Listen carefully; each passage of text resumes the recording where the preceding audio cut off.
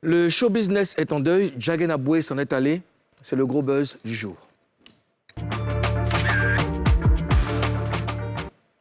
Jagen Aboué n'est plus, le célèbre manager d'artistes est décédé hier et il s'est battu contre la maladie. C'est un coup dur pour la culture ivoirienne, n'est-ce pas Karina Ozone? Oui, tu l'as dit, c'est un coup dur. Il a apporté beaucoup à la musique ivoirienne. À un moment donné, il était, on va dire, le nom c'était la marque d'une certaine crédibilité dans le show business ivoirien. Quand tu as affaire à lui, ça veut dire que tu es crédible. D'accord. On a au bout du fil son binôme, Charlie Parker. Parker, bonjour. Bonjour Parker. Ça va.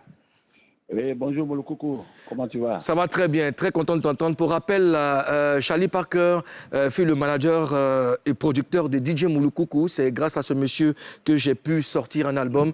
Toute ma reconnaissance, en tout cas, sur ce plateau de Showbuzz. Et puis très content de t'entendre, Charlie Parker. Merci mon petit. Alors, comment tu as appris le décès de Jagen Aboué? Bon, avec... vraiment, ça m'a vraiment choqué parce que la veille j'étais dans mes affaires et puis à 20h, j'ai pris un coup de foie. Je suis rentré, dormi à 6h du matin. Ma maman m'appelle et me dit que tu es mort. J'ai dit non, je ne suis pas mort. Elle dit ah, mais je viens d'apprendre ça. J'ai dit non, je ne suis pas mort. Il est 6h, je suis fatigué, je dors. Et c'est après que Apollos m'a appelé, m'a dit, mais tu es au courant de l'affaire? J'ai dit, quelle affaire? Il m'a dit, ah, ton binôme Jagen est parti. J'ai dit, comment ça? Ah, vraiment, ça m'a vraiment fait mal. J'imagine. On le sait. Lui et moi, c'est nous-mêmes qui avons créé votre buzz que vous faites maintenant. C'est nous qui avons créé ça depuis longtemps. Et puis, c'est nous qui avons fait un peu aussi la musique ivoirienne. Tout à fait, même pas un peu, même beaucoup même. Oui, vraiment. On le sait, Jagen Aboué était malade, on a entendu parler d'insuffisance rénale, de diabète. Est-ce que c'est vrai? Oui. Dans le début, bon, il avait un peu mal. Il m'expliquait à chaque fois qu'il avait mal. Je lui ai dit, mais d'aller faire au moins son bilan de santé, tout et tout. Et c'est comme ça qu'il est allé.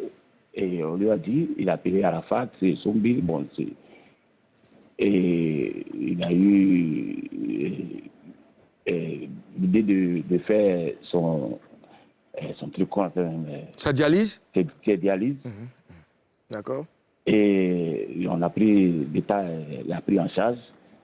Et c'est comme ça, bon, à chaque fois, bon, il était un peu déçu, mais avec nous quand même, on causait, on allait lui rendre un peu visite, discuter pour lui remonter le moral. Mais jusqu'à ce qu'on retrouve encore la maladie de diabète encore dans son corps. Et vraiment, c'était vraiment un coup dur. Un coup dur, j'imagine. Oui. Alors, je suis pas... Deux souffrances à la fois, c'est compliqué. Hein? C'est vraiment compliqué. Je suis sur ce plateau avec Karina Steele et Ozone. Karina qui va te poser aussi sa question, Karina. Alors, bonjour, Charlie Parker. Bonjour Karina. Merci. Est-ce que tu peux nous raconter brièvement le parcours de Jagen Aboué, comment il devient grand manager qu'on a connu? Bon, c'était au temps de... Moi, j'avais Groove-Makers. Bon, Bangui, moi, je ne sais pas si tu connais, bon, tu es une jeune fille. Ça, en ce moment, tu ne sentais pas. Oui. Et Jagen, lui, il avait les Tigbo. Et en ce temps, il y avait les firmes de cigarettes qui faisaient des tournées. Et c'est comme ça qu'on s'est rencontrés dans une ville. Et c'est comme ça l'amitié a commencé. Et jusqu'à ce que je prenne Magic System avec les artistes que j'ai pris. Et Jagen me poulait à chaque fois. Parce que nous étions à Yopougon. Et à chaque fois, je l'appelais parce c'était mon grand frère. Et puis, il était vraiment battant. Et puis, il était bien colosse, bien musclé là. Donc, à chaque fois, et lorsqu'il y a des histoires, c'est lui que j'appelais. Il était aussi mon gars de corps. Le gars de corps. Voilà. Ah, et ouais. là, l'amitié a commencé, puis on a fait chemin ensemble jusqu'à ce que nous deux, maintenant, choisissons. On avait un camp, chacun avait son camp. Quand il y a un artiste qui arrive, on s'appelle les soirs, on s'attrape les soirs, et puis on choisit. Si c'est lui qui prend. Prochainement, s'il y a un autre artiste, c'est moi qui prends. C'est comme ça qu'on faisait. Et à chaque fois, on faisait des discours devant les gens. On s'insultait, bon, les gars pensaient qu'on était fâchés. Or, chaque soir, et Mouloukou le sait, on s'attrape dans nos coins, on rit, on fait le point, puis le lendemain, on continue. En tout cas, c'est le meilleur. Ouais. Parce qu'il ne s'amusait pas avec les artistes. Demandez même à Mouloukou, il est au courant. Ouais, c'était nous aussi, patenté, un manager, nous aussi, un manager qui bottait ses artistes. Oui, non. Ozone? C'était un vrai comédien, mais pour le travail seulement. Il était très rigoureux, très rigoureux. Oui. Ozone? Alors, Charlie, comment ça va? Oui, ça va. Pas besoin de te demander. J'aimerais revenir sur votre amitié. Quand on entendait le nom, on disait toujours Djagan Aboué et Charlie Parker. Est-ce que c'était voulu? Est-ce que c'est vous qui demandiez aux artistes de citer vos noms? Parce qu'après, j'ai vu aussi des DJ qui imposaient leurs noms dans des chansons. Non. Tu sais, chacun avait ses artistes. Donc, à chaque spectacle comme ça, si Djagan n'a pas le temps, moi, je prends mes artistes, plus les artistes, et puis nous voyageons. Si moi aussi, je n'ai pas le temps, Djagan prend mes artistes et il voyage. Donc, peut-être l'année qui suit, il y a un artiste qui rentre en studio. Si toi aussi, tu rentres en studio, tu sais que moi, j'ai coaché, et puis Djagan aussi t'a coaché. Mais quand tu rentres en studio, tu vas toujours citer les deux noms ensemble d'abord, avant de citer les autres. Ouais, c'est Donc, clair. c'est comme ça, les Rickson, les Moulkoukou, ils ont mis Djagan Aboué, Charlie Parker. Il y a d'autres qui pensaient que c'était la même personne. La même personne, oui, tout à fait. Alors, Voilà. qu'est-ce que tu vas garder de ton frère Djagan Aboué? Vraiment, je vais tout garder. Il va beaucoup me manquer parce qu'il a beaucoup fait pour moi. Ouais. Vraiment, ce milieu l'a perdu un grand homme. Même dans sa maladie encore, il créait encore des surprises et il faisait beaucoup de choses pour la musique ivoirienne. Ouais. J'imagine vous avez partagé beaucoup de choses ensemble, tu l'as déjà mentionné. Même quand j'étais malade, lui il est malade et puis il pleure à ma place. Est-ce que tu peux comprendre ça? Moi je pleure à sa place, lui il pleure à ma place. Il me remontait, il venait pas que ça va aller, j'inquiète, ça va aller. Mais aujourd'hui là ça va et lui maintenant il s'en va. Ah. C'est vraiment triste. C'est vraiment triste. Écoute, Parker, vraiment merci d'avoir accepté de parler avec nous dans ces circonstances-là, ces moments difficiles. Vraiment, Yako à nous tous. Prends soin de toi aussi et puis bien de choses à toute la famille. Ça me fait mal, vraiment. Yako. Merci encore et puis bien de choses à tout le monde. Merci mon coucou. Ozone Karina, un commentaire sur ce que vient de nous raconter Charlie Parker. Moi, ce qui m'impressionnait chez ce monsieur-là, il était malade, mais il ne restait pas chez lui, en fait. Quand il y a quelque chose, il est toujours présent. Je me rappelle, il y a quelques années, je ne sais pas en quelle année, Desbordeaux a fait un accident avec ses danseurs. Donc, on devait faire une réunion où il fallait organiser les trucs pour les danseurs qui sont restés. Et il est venu. Je l'ai vu les pieds enflés. Il était là. Il était très joyeux. Il prenait la vie du bon côté. C'était quelqu'un de spécial, franchement. Et il a beaucoup souffert. Voilà, et là, il est parti se reposer. Ouais. On peut dire qu'il est mort au front, parce que même dans la maladie, jusqu'à ces dernières heures, il posait toujours des actions dans la musique, dans le show business. Il partait au concert. Moi, je l'ai vu lors d'un des concerts de Soumbil avec sa béquille. Il est venu, il était là, au bas du podium. Il est venu avec Soumbil. Travaillait jusqu'à la fin. Ouais. Travaillait jusqu'à la fin. Gros bosseur. Ouais. Et moi, la dernière fois qu'on s'est vu, c'était pendant le match de gala organisé par Gaou Productions à Noumambo. Il était là, c'est lui qui était notre entraîneur. Il nous a coachés et tout.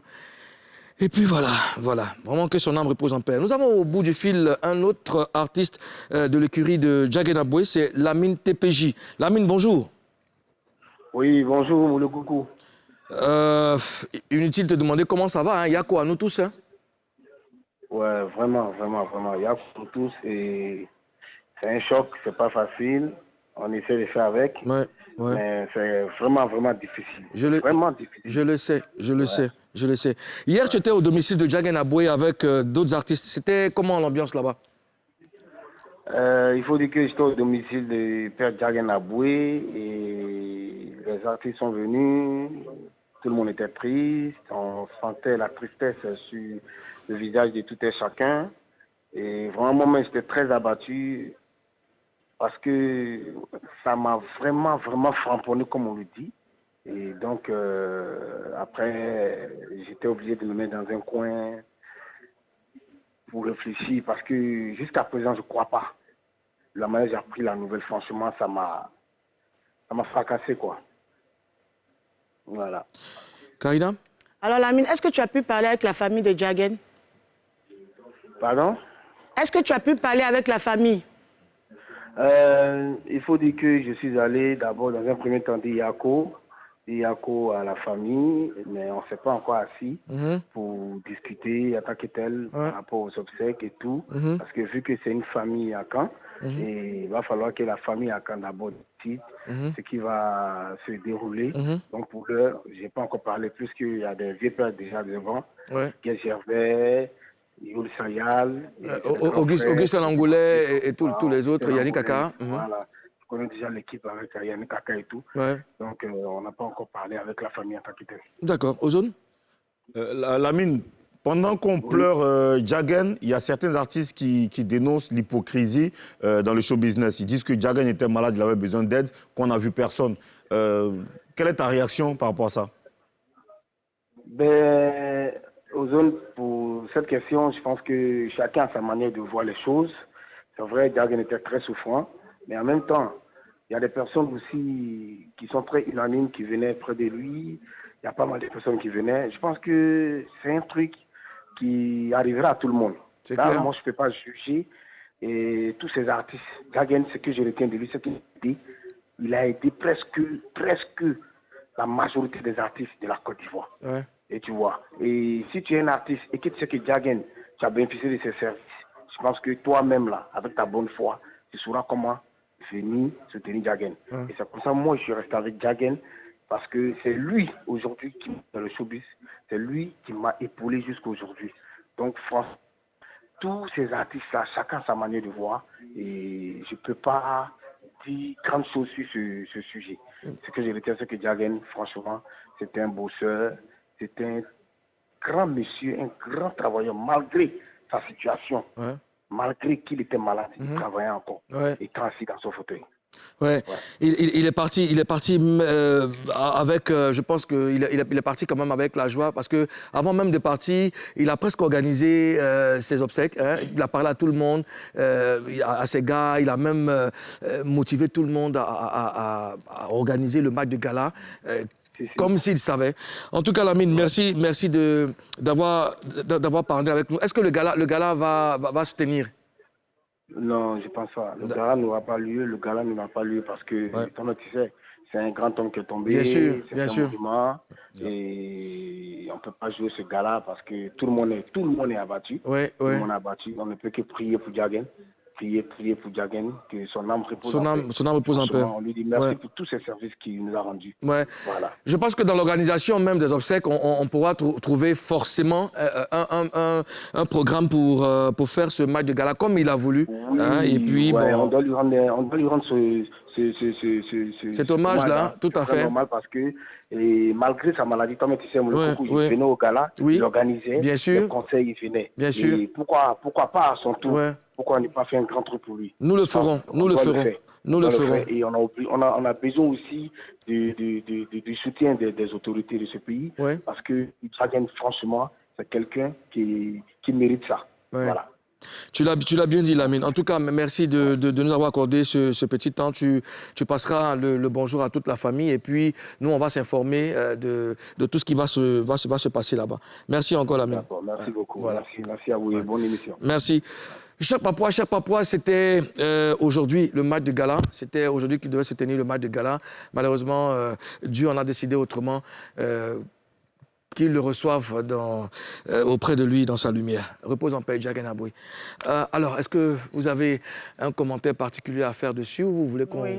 Oui. Moi, je vois qu'on doit faire. Gala, il voulait là. Parce que quelqu'un qui est malade, qui organise quelque chose, est-ce que ce n'est pas un message?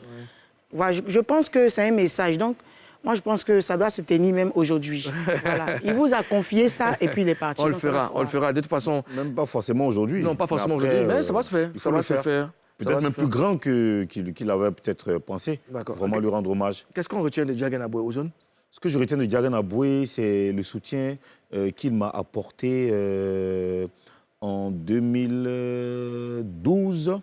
Voilà, j'avais eu des soucis avec un promoteur qui est en France, que vous connaissez très bien. Et il a intervenu. Et l'artiste a pu voyager. Je suis allé chez lui à la maison pour récupérer les billets. On a parlé, il m'a soutenu, m'appelait tout le temps. Et je retiens de lui quelqu'un qui avait un grand cœur. Ouais. Voilà, toutes les fois que je l'ai sollicité, il était toujours là. Et franchement, aujourd'hui, c'est une grosse perte pour la musique ivoirienne. Moi, je retiens son ardeur au travail, très rigoureux au travail. Et puis, en tout cas, pour tous les artistes qu'il a eu à manager, le résultat était là. Voilà.